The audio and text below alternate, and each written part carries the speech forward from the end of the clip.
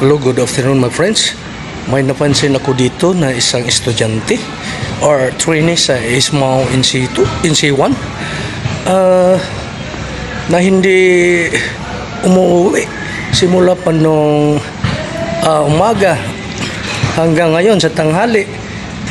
Mag-alas 12:30 na, hindi pa rin umuwi. Siguro kagustuhan niyang matuto mag-welding. Kanina pa to dito o ating kakausapin sa Mr. Condes. Okay, ito nga siya. Hello, good afternoon guys. Ato ning kuhaan og video ning atong usa ka estudyante naningkamot ni sa iyang kuan ang iya nga makamuod siya sa pag-welding. Wala dyan siya uli-uli sa iyang balay para maniud to. Naala lang gini siya niud to dire sa iyang git weldingan dinhi sa workshop kay wa nay panahon siya po uli kay naniguro lagi siya makamuod.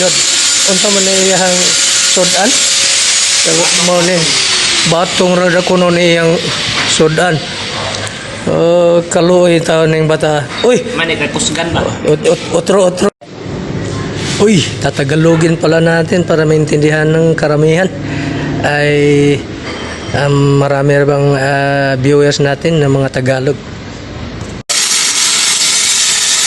O mga kaibigan, ito po ay si Mr. Condes ay nagpe-perform sa kanyang road pass sa horizontal road pass in horizontal position.